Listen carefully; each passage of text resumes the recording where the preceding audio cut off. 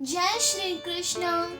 आप सभी का स्वागत है हमारे आस्था में विश्वास यूट्यूब चैनल पर। आज हम आपको रोहिणी व्रत कथा सुनाएंगे और इस व्रत का क्या महत्व है यह बताएंगे और इस व्रत की पूजा विधि एवं इसके लाभ बताएंगे। जैन धर्म में रोहिणी व्रत प्रति माह मनाया जाता है।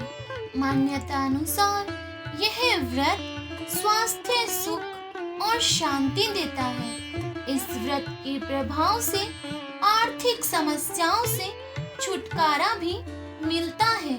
27 नक्षत्रों में शामिल रोहिणी नक्षत्र के दिन यह व्रत होता है। इसी वजह से इसे रोहिणी व्रत कहा जाता है। रोहिणी व्रत का जैन समुदाय में खास महत्व है। दिगंबर जैन समुदाय में रोहिणी व्रत का बहुत महत्वपूर्ण स्थान है। 27 नक्षत्रों में शामिल रोहिणी नक्षत्र के दिन यह व्रत होता है। इसी वजह से इसे रोहिणी व्रत कहा जाता है। महिलाओं के लिए यह व्रत अनिवार्य माना गया है। हालांकि इस व्रत को कोई भी कर सकता है। इस व्रत को पुरुष और महिलाएं दोनों ही कर सकते हैं। यह व्रत आत्मा के विकारों को दूर करके कर्म बंधन से छुटकारा दिलाने में सहायक है। इस व्रत में पूरे विधि विधान के साथ भगवान वासो पूज्य की पूजा की जाती है। इस दिन जैन धर्म के अनुयायी वासो पूज्य स्वामी की पूजा और उपासना करके व्रत रखते हैं। इस दिन व्रत रखने से भगवान वासो पूज्य और माता रोहिणी के आशीर्वाद से घर से आर्थिक समस्या दूर होती है तथा उस घर में सदैव धन की देवी माँ लक्ष्मी का वास होना माना जाता है और ऋण मुक्त होने और आय बढ़ने का मार्ग मिल जाता है। माना जाता है कि इस दिन व्रत करने से पति की आयु लंबी हो जाती है और उनका स्वास्थ्य भी अच्छा रहता है। इससे ईर्ष्या, द्वेष जैसे भाव भी दूर हो जाते हैं। घर में सुख, समृद्धि और धन धान्य की निरंतर बढ़ोतरी होती है। इस व्रत का समापन उद्यापन के बाद ही किया जाता है। इस व्रत की पूजा विधि।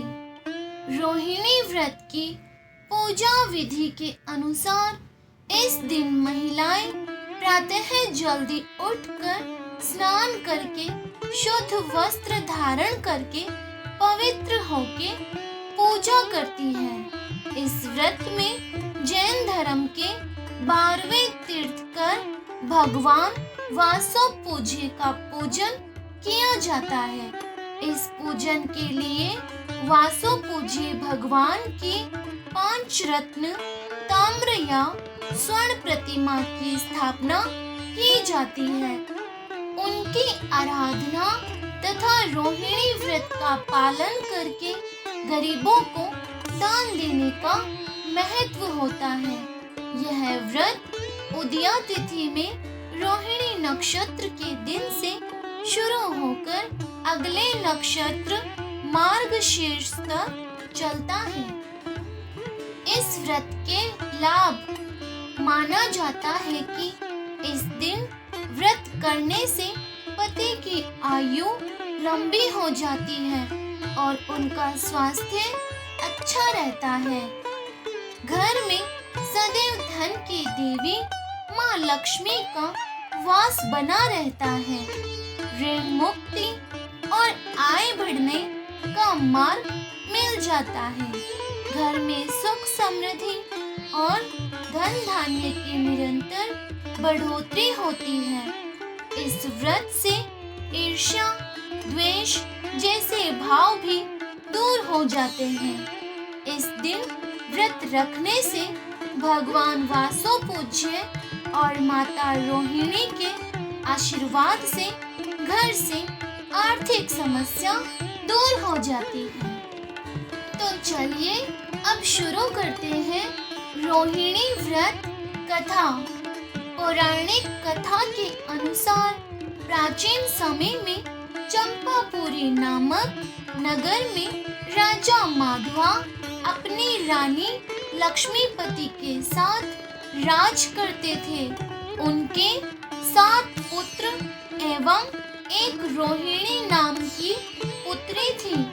एक बार राजा ने निमित्त ज्ञानी से पूछा कि मेरी पुत्री का वर कौन होगा? तो उन्होंने कहा कि हस्तिनापुर के राजकुमार अशोक के साथ तेरी पुत्री का विवाह होगा। यह सुनकर राजा ने स्वयंवर का आयोजन किया, जिसमें कन्या रोहिणी ने राजकुमार अशोक के गले में वरमाला डाली और उन दोनों का विवाह संपन्न हुआ। एक समय हस्तिनापुर नगर के वन में श्री चारण मुनिराज आए। राजा अपने प्रियजनों के साथ उनके दर्शन के लिए गया और प्रणाम करके धर्मोपदेश को ग्रहण किया। इसके पश्चात अर्थात उसके बाद राजा ने मुनिराज से पूछा कि मेरी रानी इतनी शांत चित्त क्यों है? तब गुरुवर ने कहा कि इसी नगर में वस्तुपाल नाम का राजा था और उसका धनमित्र नामक एक मित्र था। उस धनमित्र की दुर्गंधा कन्या उत्पन्न हुई। धनमित्र को हमेशा चिंता रहती थी कि इस कन्या से कौन विवाह करेगा। धनमित्र ने धन का लोभ देकर अर्थात धन का लालच देकर अपने मित्र के पुत्र श्री शेण से उसका विवाह कर दिया, लेकिन अत्यंत दुर्गंध से पीड़ित होकर वह एक ही मास में उसे छोड़कर कहीं चला गया। फिर ठीक उसी समय अमृतसेन मुनिराज विहार करते हुए नगर में आए तो धनमित्र अपनी पुत्री दुर्गंधा के साथ मुनिराज से वंदना करने गया और मुनिराज से अपनी पुत्री के भविष्य के बारे में पूछा।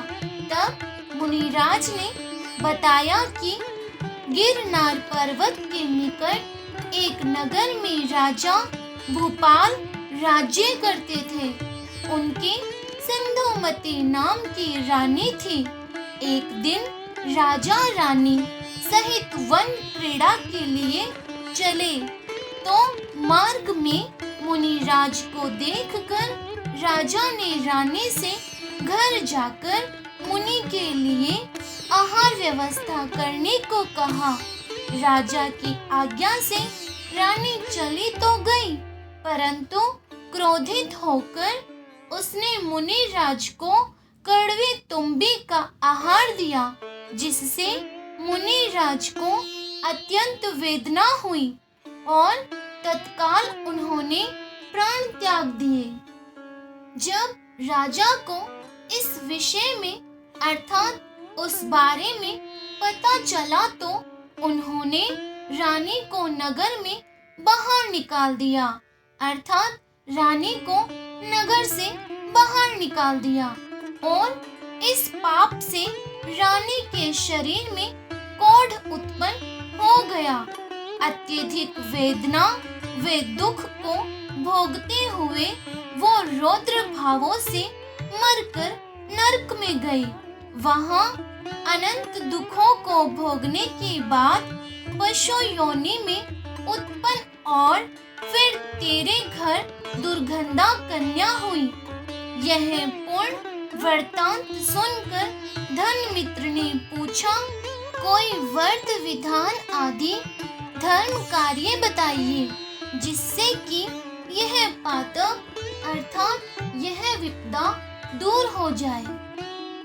तब स्वामी ने कहा कि सम्यक दर्शन सहित रोहिणी व्रत का पालन करो, अर्थात प्रति मास में रोहिणी नामक नक्षत्र जिस दिन आए उस दिन चारों प्रकार के आहार का त्याग करें और श्री जीन चैत्यालय में जाकर धर्म ध्यान सहित 16 प्रहर व्यतीत करें, अर्थात सामायिक स्वाध्याय, धर्म चर्चा, पूजा, अभिषेक आदि में समय बिताए और स्वशक्ति दान करे। इस प्रकार यह व्रत 5 वर्ष और 5 मास तक करे। दुर्गंधा ने श्रद्धा पूर्वक व्रत धारण किया और आयु के अंत में संन्यास सहित मरण कर प्रथम स्वर्ग में देवी हुई। वहां से ही आकर तेरी परम प्रिया रानी हुई।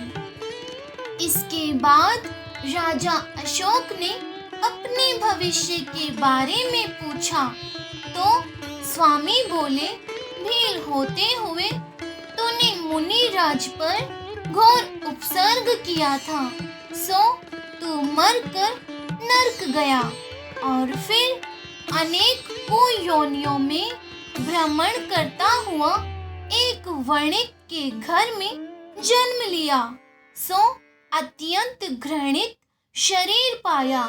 तब तूने मुनि राज के उपदेश से रोहिणी व्रत किया, फलस्वरूप स्वर्गों में उत्पन्न होते हुए यहाँ अशोक नामक राजा हुआ। इस प्रकार राजा अशोक और रानी रोहिणी व्रत के प्रभाव से स्वर्ग आदि सुख पाकर उन्हें मोक्ष की प्राप्ति हुई।